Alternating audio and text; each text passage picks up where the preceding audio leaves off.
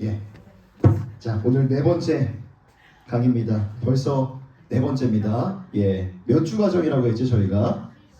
13주입니다. 13주. 벌써 네 번 했습니다. 이제 9번 남았으니까요. 한 주도 빠짐없이 5월 마지막 주까지 완주 하시는 우리 모든 목자분들 되시길 바랍니다. 권사님 이렇게 화이팅 하셨어요, 뒤에서. 자, 오늘 네 번째, 소그룹 멤버들을 효과적으로 모임에 초청하는 리더에 대해서 함께 또 은혜를 나누도록 하겠습니다. 자, 첫 번째 1번 보시면 거절에 대한 두려움을 극복해야 된다. 우리 목자들, 리더들 안에 이 거절에 대한 두려움, 이것이 존재합니다. 리더, 목자뿐만 아니라 모든 인간관계 속에 이 두려움이라는 게 있는 것 같아요. 제가 저를 봐도 그렇거든요. 가령 이런 것이죠. 저 사람이 나를 좋아하지 않으면 어쩌나, 저 사람이 나를 받아들이지 않으면 어쩌나 라는 그런 관계 속에서의 미묘한 감정들입니다. 자, 그런데 그런 감정들을 우리가 느끼는 거는 뭐 당연한 일이고 종종 느끼는 것도 괜찮은데, 그런 감정이 불쾌감을 넘어서 두려움의 수준으로 넘어가게 되면요, 그때부터 상당히 관계에서 피로감을 느낄 수밖에 없습니다. 상대방의 이 사소한 말이나 행동이나 표정에 대해서도 우리가 막 나 스스로, 어느 누구도 그렇게 말하지 않았지만 혼자서만 오해를 하는 겁니다. 별 생각 없이 던진 말인데 저 사람 왜 말을 저렇게 하지? 저 말 속에 담긴 의도는 무엇이지? 나에게 어떤 하고 싶은 말이 있는 것은 아닐까? 이 골똘히 생각하게 되고, 그 생각이 꼬리를 물고 꼬리를 물고 꼬리를 물어 결국 이러한 결론에 도달하게 되는 겁니다. 저 사람은 나를 좋아하지 않는 게 분명해 라는 결론에 도달하게 되는 것이죠. 물론 간혹 우리가 이런 증상들을 경험하는 것은 앞서 말씀드린 것처럼 전혀 이상한 일이 아닙니다. 목회자인 저도 사역을 하다 보면 성도님과의 관계 속에서 이러한 비근한 감정들을 느낄 때가 종종 있습니다. 나는 너무 좋은데 성도님이 나를 좀 불편해 하시나? 이런 감정도 저도 충분히 경험하거든요. 자, 그래서 정신의학에서는 이런 류의 생각들이 일상 속에서 가끔 나타나는 건 괜찮아요. 하지만 반복이 되고 고착화되는 것을, 자, 여기 보시면 회피성 인격 장애, 이 질병 코드가 있습니다. 회피성 인격 장애라고 그렇게 정의를 했습니다. 자, 이런 어려움을 겪는 분들은 사실 속으로는 어느 누구보다도 친밀한 인간관계를 원하세요. 하지만 거절당하면 어쩌나 라는 그 두려운 마음이 내면에 공존하기 때문에 마음은 정말 가까워지고 싶지만 아예 접촉 자체를 차단해 버리는 겁니다. 이 방 안에만, 자기가 머무는 편안한 공간에서만 그냥 머물게 되는 것이죠. 최근의 통계에 따르면 전 세계 인구 중에 약 3% 정도가 이 질환을 겪고 있다고 합니다. 그러니까 적지 않은 수의 사람들이 이 관계 속에서의 어려움을 경험했고 또 경험하고 있는 겁니다. 근데 오늘 제가 이 네 번째 시간에 이것을 왜 다루냐 하면, 자, 리더십을 갖고 공동체를 세워가고 이끌어가야 될 우리 목자들, 리더들 안에도 이와 비근한 어려움들이 존재하기 때문입니다. 자, 대표적으로 이번에 보시면 거절의 두려움에 사로잡혔던 모세라고 나오는데요. 성경에 나오는 대표적인 인물이 바로 모세였습니다. 하나님이 모세에게 말씀하시죠. 내 백성을 구원하기 위하여 내가 너를 선택했어. 내가 보내는 곳으로 가라 라고 말씀을 하셨지만 모세는 의도적으로 계속 그것을 거부했습니다. 자, 말씀 찾아보겠습니다. 출애굽기 3장 10절과 11절 그 옆에다 적어주시고요. 출애굽기 3장 10절과 11절 찾아보겠습니다. 출애굽기 3장 10절과 11절 구약성경 84면에 있습니다. 출애굽기 3장 10절과 11절 저와 여러분들이 한 절씩 교독하겠습니다. 제가 먼저 10절 보겠습니다. 이제 내가 너를 바로에게 보내어 너에게 내 백성 이스라엘 자손을 애굽에서 인도하여 내게 하리라.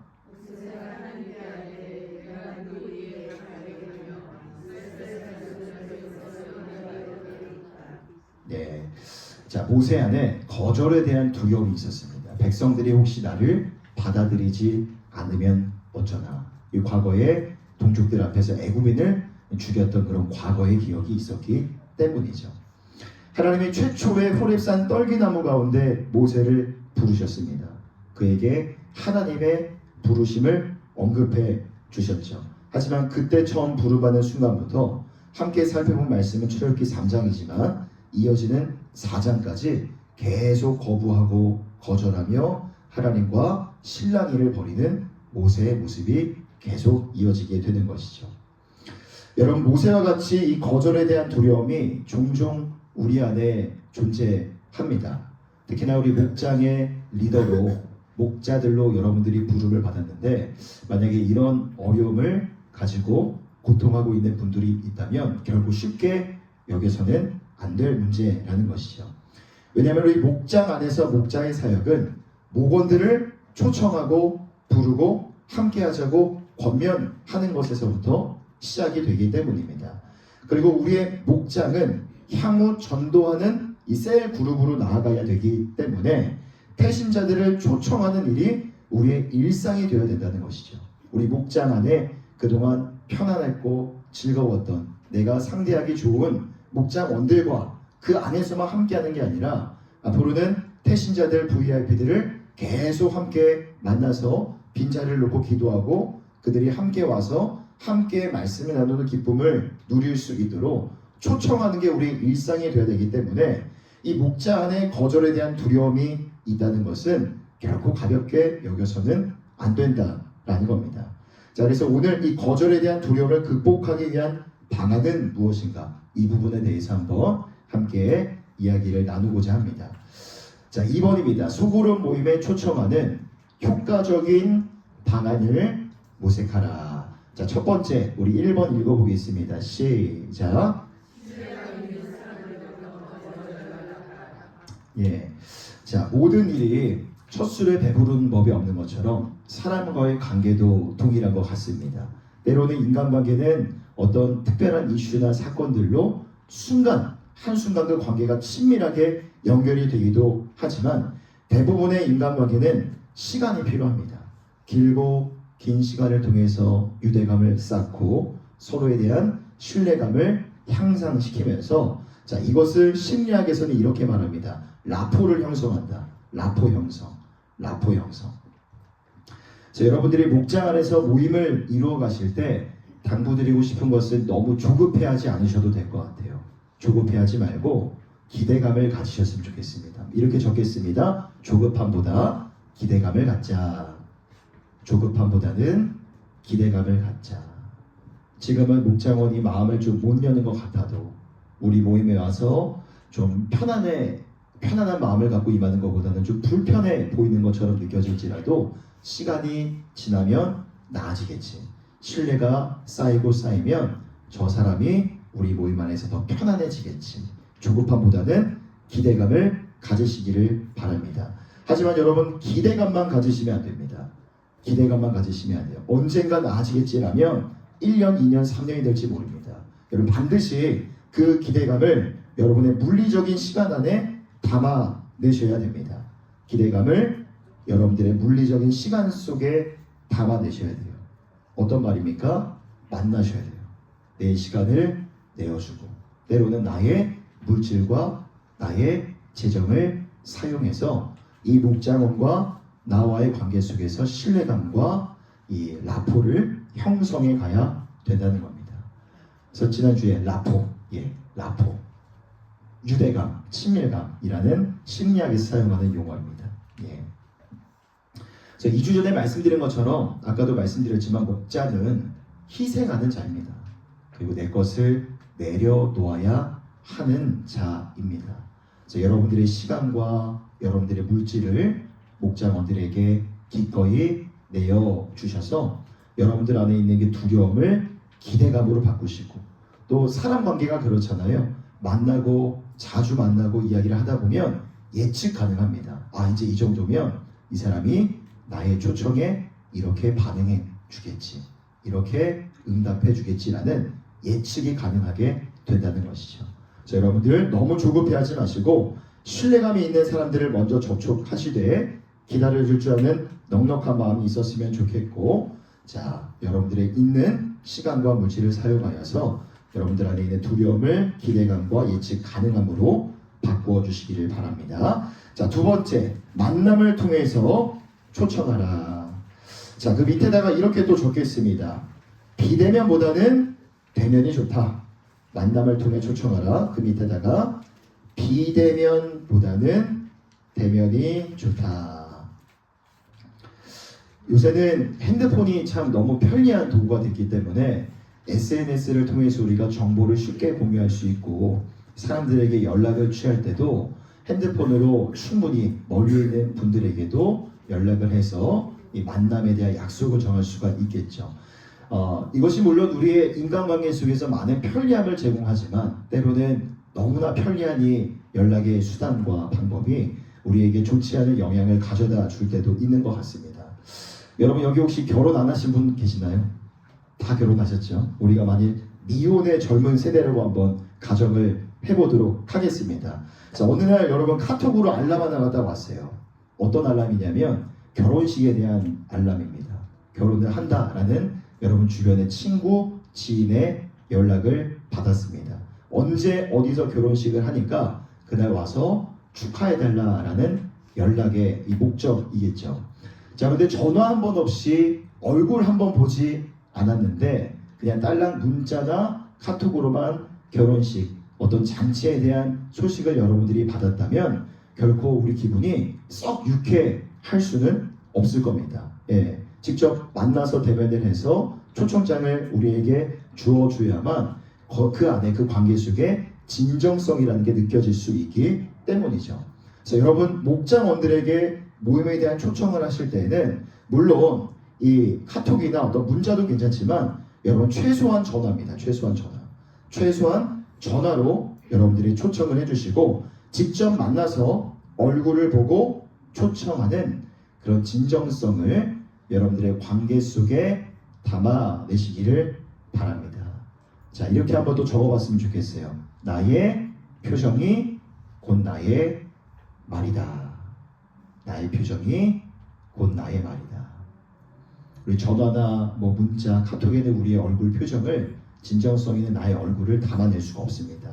그래서 나의 표정이 곧 나의 진정성 있는 말이 될 수 있기 때문에 여러분, 그래서 비대면보다는 꼭 대면으로 만남을 초청해 주시기를 바랍니다. 자, 세 번째, 두려움을 사전에 제거하라. 자, 우리가 계속 지금 목자, 리더들 안에 있는 두려움에 대해서 다루고 있는데 목장에 참석하는 목장원들 안에도 두려움이 있습니다. 여기에 나열되어 있는데요. 그들 안에도 나름대로의 두려움이 있다는 것을 우리가 인지를 해야 됩니다. 그래서 우리가 첫 번째부터 10번째까지 함께 제가 첫째, 둘째 할 테니까요. 함께 한 목소리로 읽어보겠습니다. 시작. 첫째, 모임 자체에 대해서 모르기 때문에 생기는 두려움. 둘째, 성경에 대한 자신의 무지가 드러날 것에 대한 두려움. 셋째, 넷째, 장기간 참석해야 할 것에 대한 두려움. 다섯 번째, 모임에서 외톨이가 되거나 판단받게 될 것에 대한 두려움. 여섯째, 쫓아가기 힘든 변화에 대한 두려움. 일곱, 이 모임의 인도자나 멤버가 쫓된 것은. 여덟 번째, 시간과 물질 낭비에 대한. 아홉 번째, 나눔을 통해서 사적인 비밀들이 드러나지 않을까에 대한. 열 번째, 누군가를 나를 싫어하면 어떻게 할까에 대한 두려움. 여러분, 사단은요 너무나 교활하기 때문에 사람의 내면에 있는 감정선을 집요하게 건드리고 파고듭니다.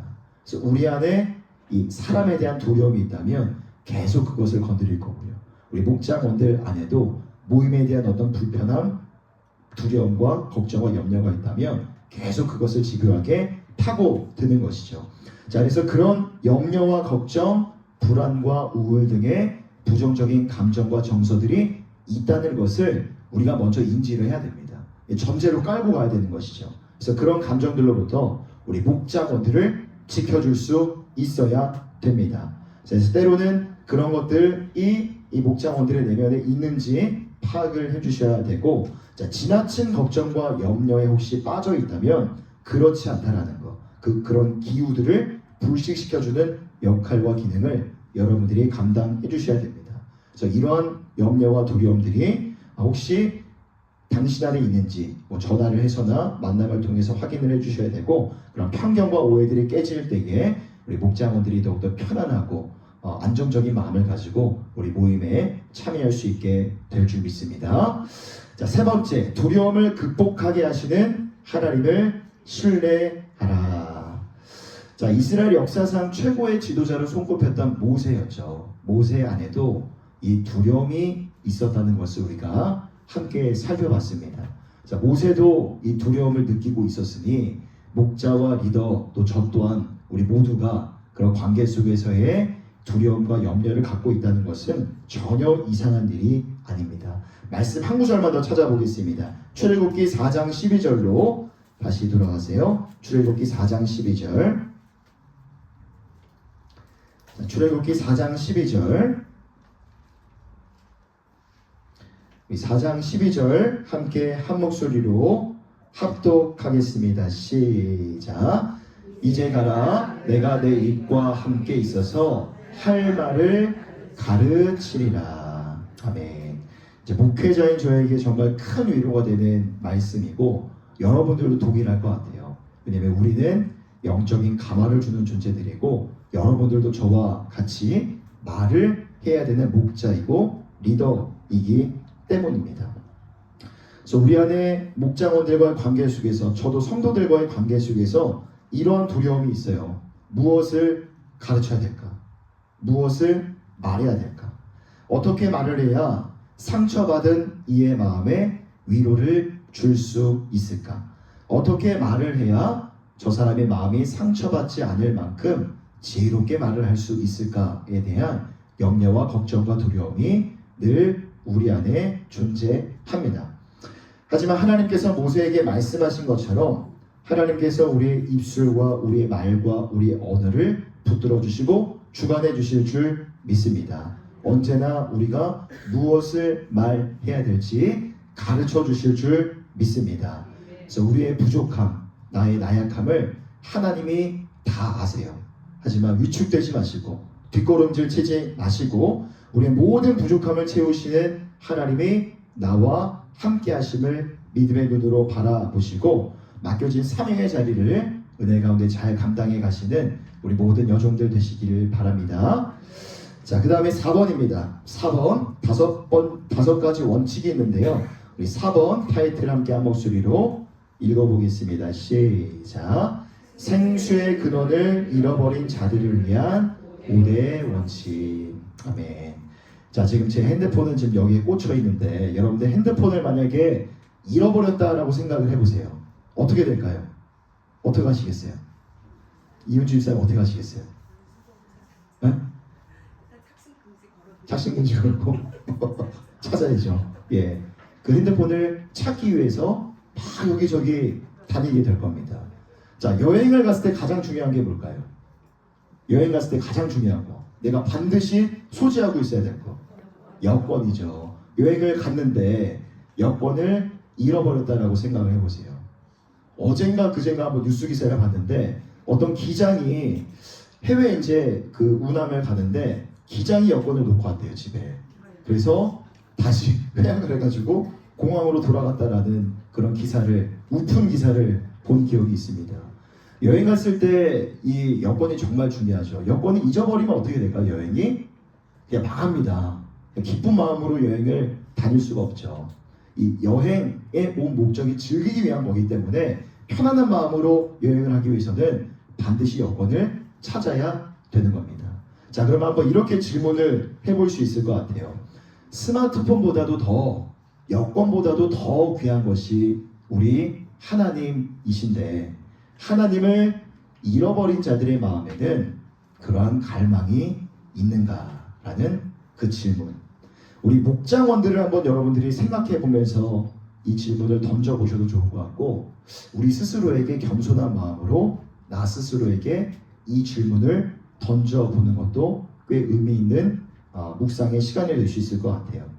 하나님을 잃어버렸는데도 무엇을 잃어버린지 모르고 잃어버린 줄 알면서도 다시 되찾을 생각을 하지 않는 게 바로 나의 모습은 아닐까, 우리 목장원들의 모습은 아닐까, 우리의 모습은 아닐까 라는 겸손한 고민과 묵상인 것이죠. 우리 마지막으로 말씀 한 구절만 더 찾아보겠습니다. 예레미야서 17장 13절 그 옆에다가 꼭 적어 놓으시고요. 예레미야서 17장 13절 구약성경 1078면에 있습니다.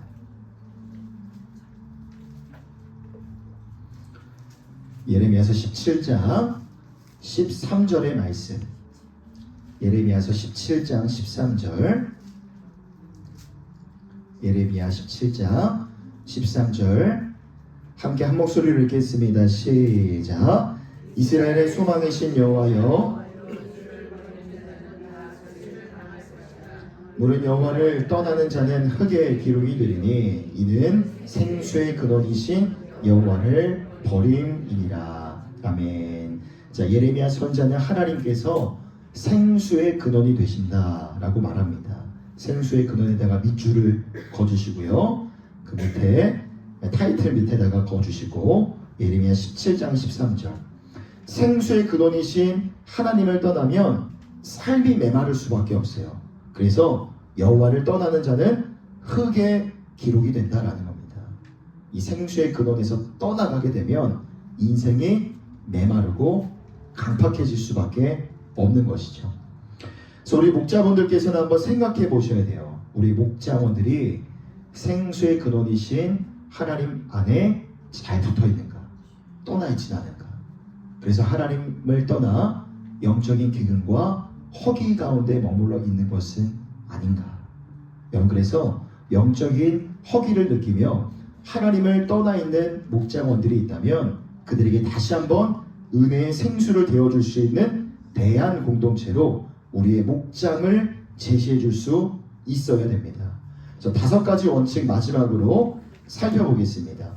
자, 생수의 근원을 잃어버린 자들을 위한 5가지 원칙. 첫 번째, 진리의 말씀에 대해 여러분들 강조해 주셔야 됩니다. 우리 목장은 이미 지난 목자 교육 때부터 계속 우리가 교육을 받아서 정말 귀에 이제 박히도록 많이 들으셨는데, 우리의 목장 모임은 세상의 모임과는 전혀 다른 성질을 가진 모임입니다. 우리 안에서 무엇을 다루죠? 바로 하나님의 말씀을 다루는 겁니다. 함께 모였을 때 또 가십거리나 정치 이야기들을 하면서 시간을 소진하는 게 아니라 우리는 하나님의 거룩한 말씀을 가지고 그 말씀 자체를 대하는 모임이라는 겁니다. 그래서 그걸 깨닫는 게 우리 목장 모임입니다. 야, 하나님의 말씀이 정말 힘이 되는구나.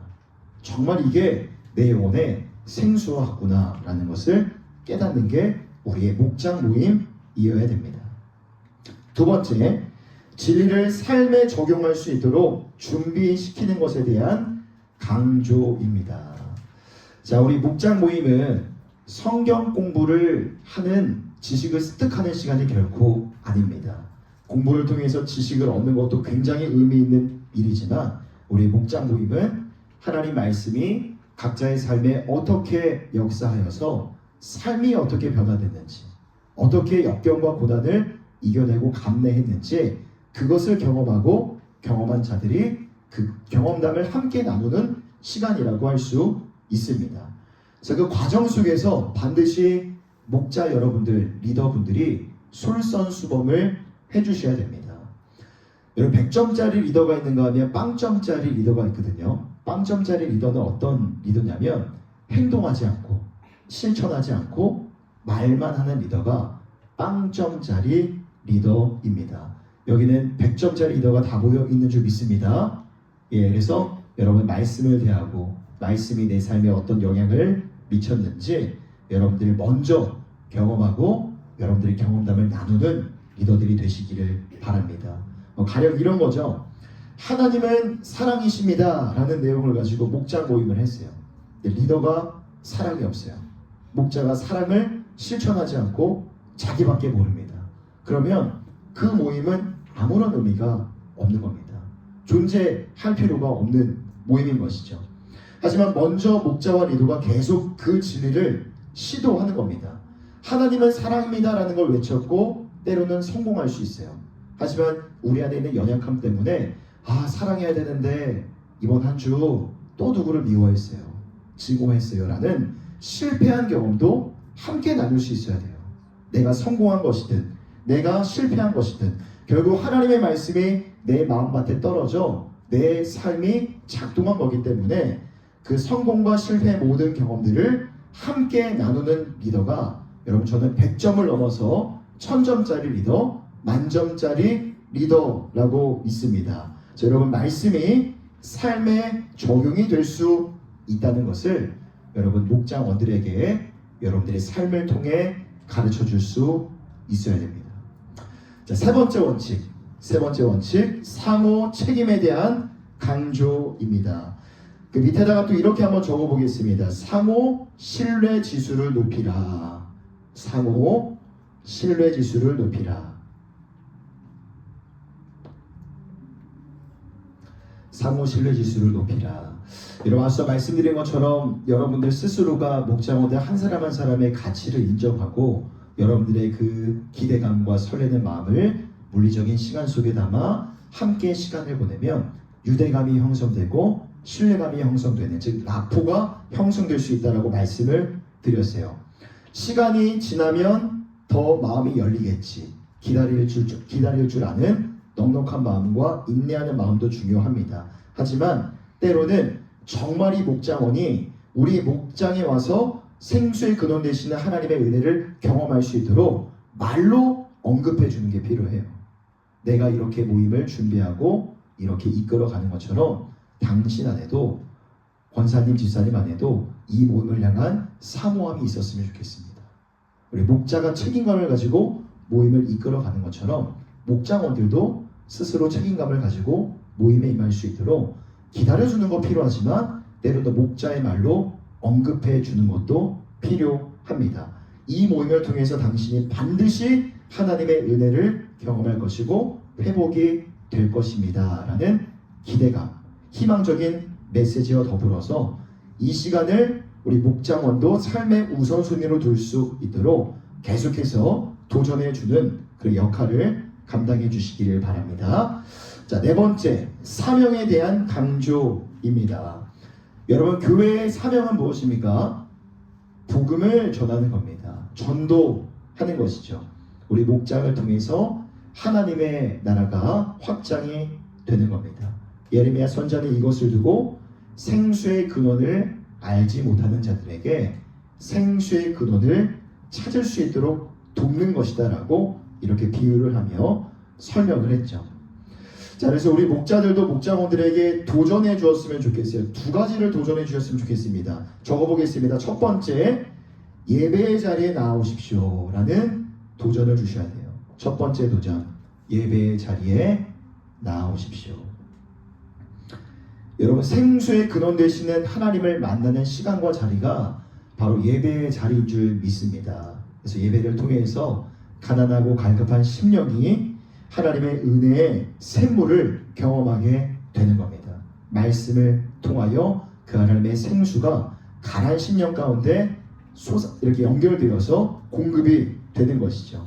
그 대그룹의 예배는 물론이거니와 우리 소그룹의 예배, 우리 목장 모임을 통해서도 동일한 은혜를 경험할 수 있다는 것을 목장원들에게 도전해 주시기를 바랍니다.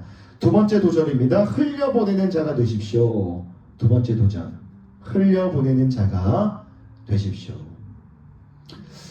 우리는 교회 안에서 예배하는 자들이기 때문에 생수의 근원 되시는 하나님으로부터 날마다 은혜의 생수를 공급받습니다. 하지만 나만 즐겨서는 안 됩니다. 나만 마실 수 없고 나만 그 은혜의 샘물 안에 젖어 있어서는 안 되는 것이죠. 지금도 그 생수를 알지 못해서 영적인 기근과 허기짐 가운데 있는 자들이 분명히 있습니다. 여러분, 그들에게 나아가 우리가 이것이 예수의 생명의 샘물이라고 알려주고 저들의 입에 떠서 먹여줄 수 있는 그런 수준까지 나아가야 되는 우리 모두는 그런 사명자라는 것을 우리 목장 안에서 서로에게 도전을 주고 받을 수 있어야 됩니다. 그래서 그 마음을 가지고 여러분들이 이제 상반기 태신자 전도 축제 지난주에 시작을 했으니까요. 여러분 그 마음을 가지고 영혼을 구하는 일들 가운데 전심전력으로 나아가는 우리 모두가 되시기를 바랍니다. 자, 마지막 기도와 강구에 대한 강조입니다. 정리해보면요. 첫 번째부터 네 번째까지 원칙 이거였습니다. 첫째, 진리의 말씀에 대한 강조. 둘째, 진리를 삶에 적용할 수 있도록 준비시키는 것에 대한 강조. 세 번째, 상호 책임에 대한 강조. 네 번째, 사명에 대한 강조. 다섯 번째가 기도와 강구에 대한 강조인데, 자, 이게 무엇을 의미하냐면 앞에 나온 모든 네 가지 원칙과 더불어 이 모든 것 가운데 기도와 강구가 전제되어야 된다. 이 모든 원칙 가운데 기도와 강구가 기본적으로 깔려 있어야 한다는 겁니다. 여러분, 우리의 교회는 착하고 선한 일을 하는 NGO 단체가 결코 아닙니다. 우리 교회의 본질은요, 영성 공동체입니다. 한 번 더 복습을 해보면 영적 소그룹의 필수 요소 세모 한번 그려보십시오. 옆에다가 세모 그리고 가운데가 뭐였죠? 가운데 아닙니다. 이제 틀리시면 안 됩니다. 기도입니다. 기도 세모의 가운데는 기도입니다. 기도가 기본 베이스라는 거죠. 모든 것 위에 깔려있는 기본 베이스가 기도. 맨 위에가 말씀입니다. 말씀. 왼쪽에다가 자, 교제 적어주시고 교제. 그리고 마지막 한 꼭지에 사역이라고 적어주십시오. 그래서 우리 모임, 우리 셀그룹, 우리 목장 모임의 기본 베이스는 반드시 기도가 되어야 될 줄 믿습니다. 생수의 근원을 찾는 목장원들이 우리 모임을 통해서 정말 하나님을 만날 수 있도록 같이 기도하는 모임이 되어야 되고, 여러분들 스스로가 먼저 모임을 위해서 우리 목장원들의 얼굴을 떠올려 보면서 기도하는 목자 리더들이 다 되시기를 바랍니다. 그래서 함께 모였을 때 물론 우리가 살아가는 세상은 아픔과 눈물과 고통이 있는 세상이지만 함께 모여서 예배드리고 함께 모여서 교제할 때에 하나님의 나라를 더욱 소망할 수 있는 그런 은혜가 우리의 목장 모임 안에 충만하게 흘러 넘치기를 바랍니다. 함께 모일 때마다 기도의 열매와 능력을 경험하시면서 정말 하나님이 살아계시는구나 라는 것을 체험하는 은혜가 여러분들 안에 있기를 소망합니다. 자, 함께 한번 같이 오늘 배운 공부했던 내용들을 떠올리시면서 기도했으면 좋겠습니다. 하나님 관계 속에서 여러 가지 많은 어려움과 또 부대낌이 있습니다. 이것이 때로는 목자로 부름받은 자리, 섬김에 있어서 조금 어려움과 방해가 될 수 있지만 하나님께서 모세에게 말씀하셨던 그 언약의 약속, 그 말씀을 기억하고 되새겨 봅니다. 내가 너와 함께 있어 내가 할 말을 내가 가르쳐 주리라 라는 그 언약의 말씀이 오늘 우리에게 주시는 언약의 말씀인 줄 믿습니다. 주님과 함께 나는 부족하지만 나의 모든 연약함을 채우시는 하나님으로 말미암아 성실하게 신실하게 근면하게 맡겨진 일들을 감당하는 내가 되게 하여 주시옵소서. 또 생수의 근원을 알지 못하는 자들이 여전히 많이 있습니다. 그들에게 다가가 이것이 예수의 생명의 샘물이라며 알려주고 그들의 입에 떠먹여줄 수 있는 그런 내가 되어줄 수 있도록, 그런 우리 목자와 리더들 다 될 수 있도록 인도하여 주시옵소서. 이 마음을 주님 앞에 올려드리시면서 주님의 이름 한번 부르고 기도하며 나아가겠습니다. 주여, 사랑의 하나님 아버지, 오늘 이 시간에도 우리 사랑하는 여종들 오버자 하나님 주님께서 맡겨주신 목자의 사명을 능히 잘 감당해 나아가기 위하여 교육과 훈련의 자리에 함께 나와왔습니다.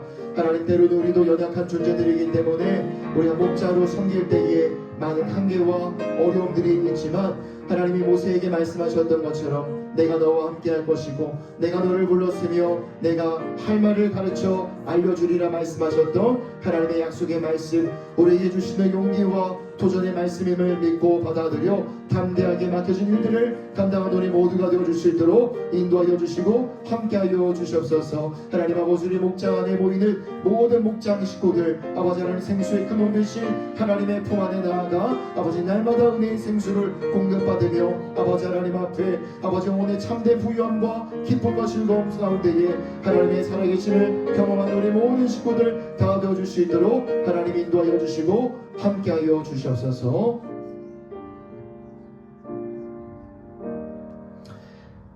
사랑과 내가 풍성하신 하나님, 이 목자의 자리 내가 선택하고 결정한 것이 아니라 하나님의 부르심과 하나님의 주권 가운데 내가 이 자리에 머물러 있음을 겸손히 고백하며 나아갑니다.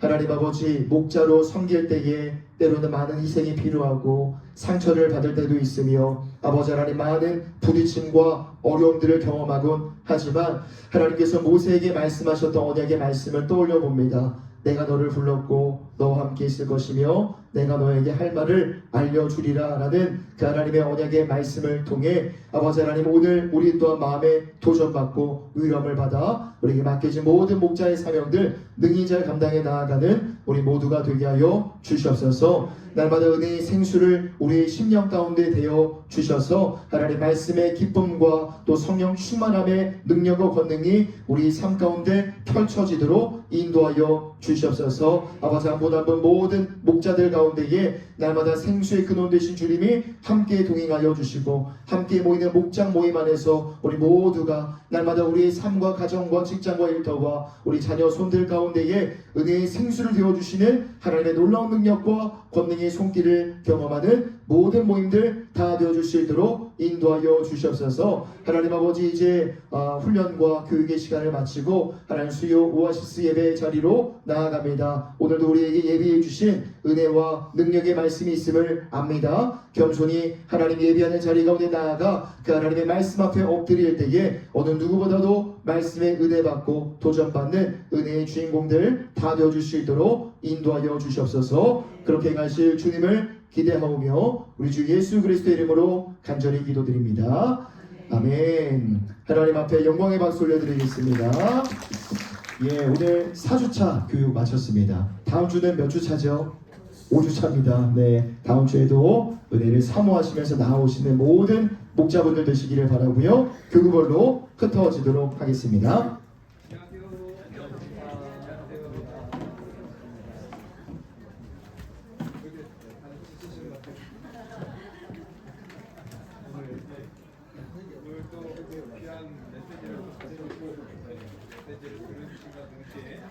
한편으로는 우리 자신을 좀 돌이켜보는 시간이었을 것 같아요. 저희가 하나님의 부르심을 받은 목적을 의하는 것 같은데요.